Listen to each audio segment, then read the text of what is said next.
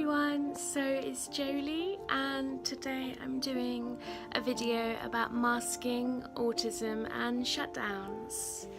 I hope you enjoy it and I hope I make sense. But yeah, let's crack on. A few days ago I had a family meal and the whole day I had to mask because I was in agony. The reason that I feel the need to mask while I'm in pain is because I get judged. People get so sick of hearing that I'm in pain because they feel so helpless, they don't know what to do, and they just get frustrated at me and I get treated badly as a result. It's just a defense mechanism.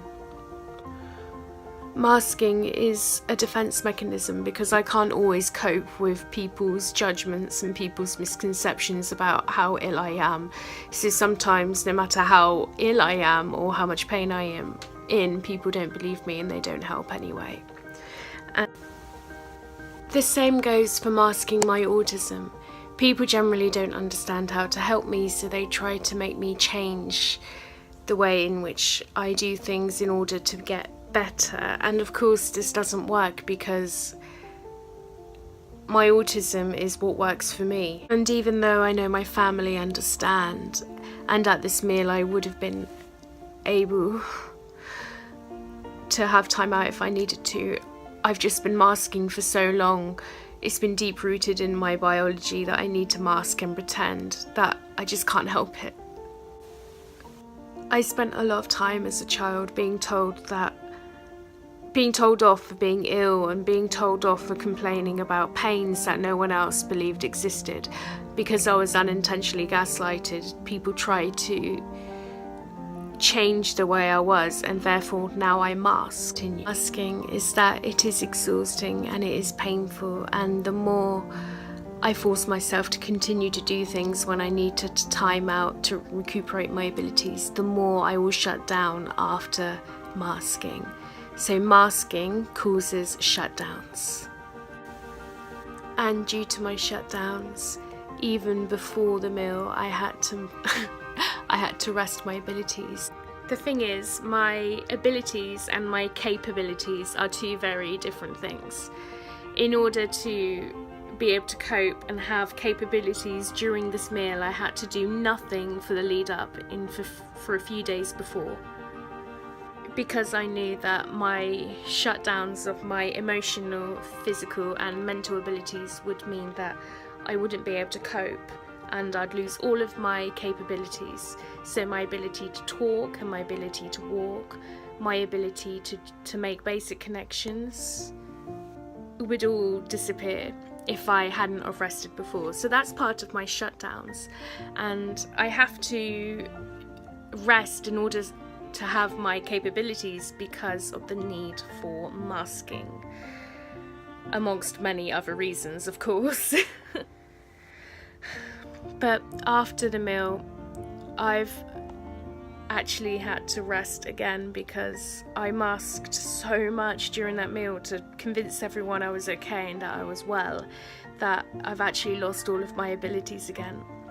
That was 3 days ago, and I've only just recovered my abilities. I was forced to rest all of my senses and do absolutely nothing for 3 days, nearly. I was struggling to walk and talk, and I couldn't even pick up the knife and fork to feed myself because my hands were in so much pain and my abilities had lowered, which meant I had no control over hand-eye coordination. I wasn't able to do any life skills, I wasn't able to do any chores, I wasn't able to communicate or do anything to take care of myself. My ability to make connections to take medication was completely gone. My ability to talk was gone. I couldn't process what was happening in my brain to then work out what to say, and my voice had almost completely changed. Like I was slurring, like almost as if I'd had endless amounts of alcoholic drinks and I just couldn't get my words out to make any sense. I was slurring so much and even dribbling because I lost my capabilities to communicate.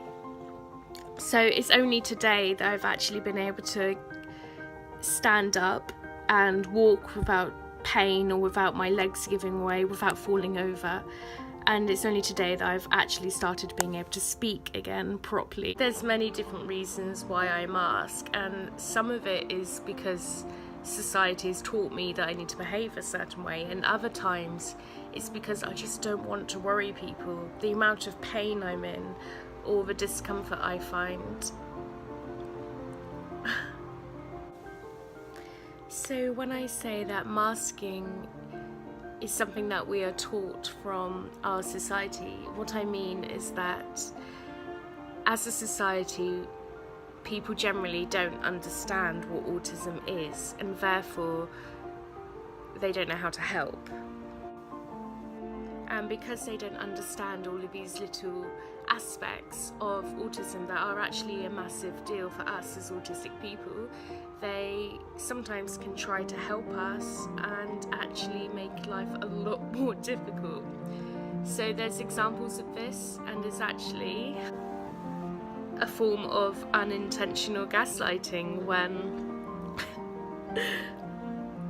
when people try to get us to behave a certain way because they believe it will help us. So for instance, you need to make eye contact because how else are you supposed to understand what I'm saying? That's one example. And actually there's a reason why some autistic people do not make eye contact, and that is because there is so much information to process that making eye contact, there's just too much to understand while trying to understand the facial expressions as well. We find it really hard to sometimes read facial expressions and process that information to understand how to then communicate and behave. So making eye contact just adds a whole load of other information that we cannot process. So if you want us to focus, simply allow us to not make eye contact, allow us to stare into space, because it really empowers us as autistic people to understand what you're saying and make sense of our surroundings and what is being said to us. But generally we are taught that we need to make eye contact, and that is very harmful, and it also makes us feel like we are wrong. So that's where masking steps in. We are forced to make eye contact even though it's very counterproductive in helping us. And that is part of our mask. We find ourselves staring into people's eyes, not having any idea what they're talking about, or being completely unable to focus on anything else that's going on around us. And then we get in trouble for that too, because we're not focusing, because we're not listening. And what can I say? We get in trouble regardless of what we do, even if we're trying to mask, because that's what we've been taught what we need to do. But there are other examples as well. For instance, stimming. People don't generally understand what stimming is, so I'm going to try to explain it for you. Stimming is a physical or verbal reaction, and usually a type of behaviour that controls sensory input, so all of the noises and the sounds that we are overloaded with, and controls that with a safe, controlled sensory output. So this can be behaviour like tapping your fingers or nodding your head, bouncing around, twirling your hair, biting your nails. There are many different types of stims, and actually they are very helpful for autistic people because they help us regulate our emotions and focus. But the reality is that even though stimming is just a way of helping us, we still get taught that we are not allowed to stim. And they're the mask.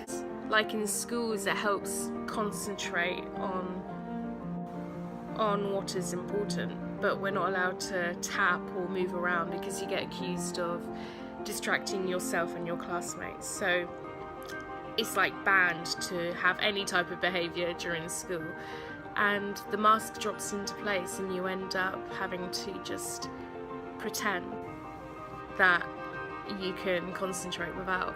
But all this means is that even though you're not tapping and you're not stimming during these lessons, it does mean that when you get home, everything has been inside for so long, you haven't been able to be yourself, you haven't been able to control it, that it becomes a meltdown or a shutdown of your abilities.